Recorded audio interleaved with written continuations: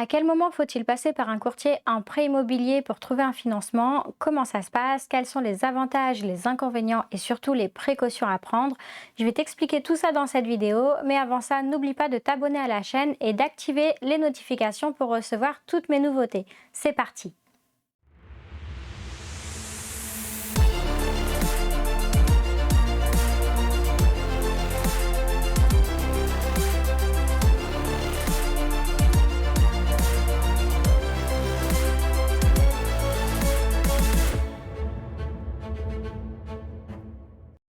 Le courtier en prêt immobilier est un professionnel qui est en relation avec les banques. Il va être chargé de te trouver un financement pour ton projet immobilier.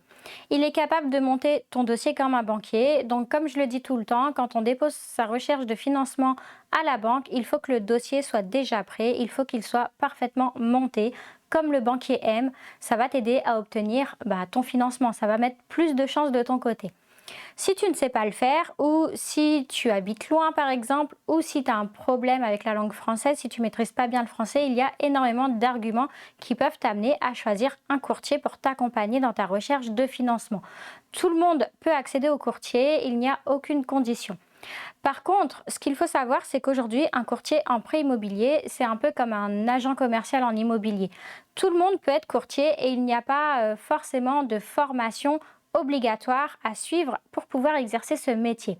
Ça veut dire qu'en fait, il y a quelques bons courtiers, mais il y a énormément de mauvais. Et nous, si on veut être financé, il faut qu'on trouve le bon courtier. Donc pour cela, je t'invite vraiment à consulter les avis Google, refais des recherches et demande aussi les recommandations. Tu connais certainement plein d'investisseurs, il y en a aussi plein dans notre groupe qui peuvent te recommander un courtier qui va pouvoir t'accompagner. Les avantages du courtier vont être les suivants. Déjà, ça va te faire gagner du temps. C'est pas toi qui vas faire toutes les banques. Lui, il va monter ton dossier une fois et il va l'envoyer à ses partenaires bancaires. Donc toi, tu vas avoir un rendez-vous avec le courtier. Tu vas lui apporter tous tes documents. Il va te transmettre une liste en fait de documents à lui donner. Et ensuite, il va monter le dossier et il reviendra vers toi quand il aura une réponse d'un organisme bancaire. Il va pouvoir monter ton dossier comme un professionnel, donc pour le banquier, ça c'est bien parce que c'est vraiment un gain de temps. Et nous, les dossiers investisseurs sont souvent complexes et volumineux.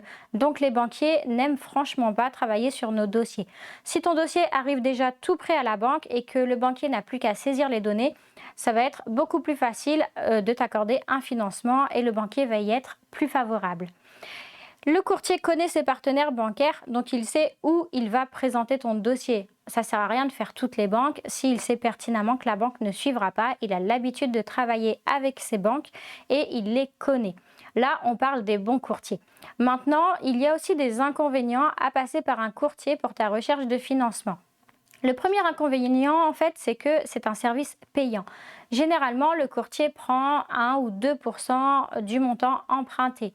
Bon, ça passe dans ton crédit, donc finalement, si tu empruntes sur 20, 25 ans, tu ne le sens pas passer et normalement, avec le courtier, on est censé avoir de meilleures garanties de financement qu'en faisant les démarches nous-mêmes.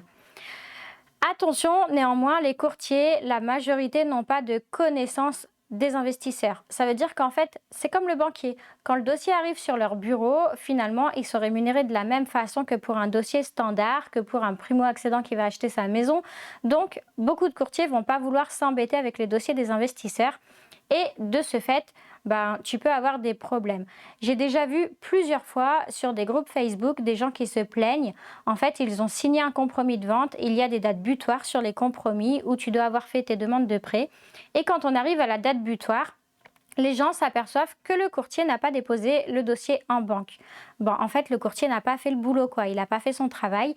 Et là, donc, c'est impossible d'avoir des attestations de refus de prêt, vu que les démarches n'ont pas été effectuées. Et les acquéreurs se retrouvent à verser une indemnité compensatoire aux vendeurs. Donc attention, il y a énormément de précautions à prendre avec les courtiers parce qu'il y a beaucoup d'incompétents dans ce milieu. La première précaution, ça va être de ne pas signer d'exclusivité. Tu gardes quelques banques pour toi et tu dis au courtier de faire les autres banques. Le plus important dans ta relation avec le courtier, ça va être d'être transparent avec lui, de lui dire voilà, moi je garde cette banque-là et cette banque-là. Et toi, je te laisse faire les autres. Et enfin, le dernier point pour vraiment te sécuriser, ça va être de lui demander des preuves écrites du travail réalisé, des attestations de dépôt de demande de prêt et éventuellement des attestations de refus à chaque fois qu'il en a. Attention, il faut bien être vigilant sur ce point parce que c'est des documents qui sont exigés par le notaire pour ne pas payer cette fameuse indemnité au vendeur. Pour mon histoire personnelle, je suis passée 2 fois par un courtier. La première fois, c'était en 2018 pour l'achat de mon immeuble à rénover. En fait, j'avais déjà une banque qui me suivait, donc ma banque historique qui m'avait suivi déjà sur plusieurs investissements. Elle me suivait pour ce projet. Donc, j'ai rencontré un courtier qui m'a dit: j'aimerais bien essayer de te trouver un financement. Je lui ai dit: ok, par contre, cette banque-là, tu n'y vas pas, je sais qu'elle me suit. Donc, il a fait le tour des banques et malheureusement, il n'a jamais réussi à me trouver un financement pour ce projet. Donc, bon, bah, ça a été un échec. Ensuite, je suis repassée par un courtier en 2021 pour l'achat de mon immeuble de 14 lots que j'exploite en meublé. Et là, pour le coup, le courtier m'avait trouvé un financement, mais les garanties proposées étaient moins intéressantes que ce que j'ai trouvé par moi-même. En fait, clairement, la banque me demandait plus d'apports. Et ce n'était pas une banque avec laquelle je voulais continuer à travailler parce que j'avais déjà ma résidence principale et une maison dans cette banque-là. Et ça se passe pas très bien avec cette banque-là et je voulais changer. Donc pour ces 2 raisons, changement de banque et mettre moins d'apport, j'ai décidé de ne pas travailler avec le courtier. Donc en fait, ce qui s'est passé, c'est que le courtier a un historique. Avant, on allait voir le courtier parce que les banques, elles prêtaient volontiers, elles gagnaient de l'argent à nous prêter, à nous financer pour nos projets immobiliers. Donc, le courtier allait voir la banque et il négociait les garanties bancaires et les conditions pour nous. Donc, normalement, en passant par un courtier, on avait de meilleures conditions. Aujourd'hui, la tendance s'est inversée. Les banques n'ont plus aucun intérêt à nous prêter pour nos crédits immobiliers. Alors peut-être que dans les mois à venir, ça va revenir comme c'était dans le passé avec les courtiers parce que les taux remontent. Mais en tout cas, on a eu une période où les banques, certaines étaient réticentes à travailler avec les courtiers parce qu'en plus, elles les payent aussi. Donc nous, on les paye, la banque les paye et du coup, déjà, elles n'ont pas d'intérêt à nous prêter. Mais en plus, elles doivent rémunérer le courtier pour avoir apporté un client.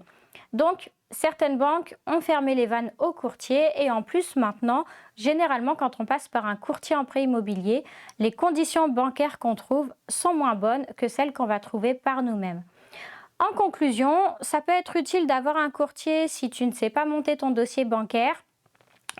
Quoique moi, je peux t'apprendre à le faire sans problème. Donc si tu ne sais pas monter ton dossier ou si tu es loin ou si pour une raison X ou Y, tu n'arrives pas à suivre les rendez-vous bancaires, ok, passe par un courtier. Mais garde quand même 1 ou 2 banques pour toi au cas où le courtier ne trouverait pas de financement et surtout vérifie son travail. Si cette vidéo t'a plu, n'hésite pas à mettre un like et à me poser tes questions dans les commentaires. À bientôt!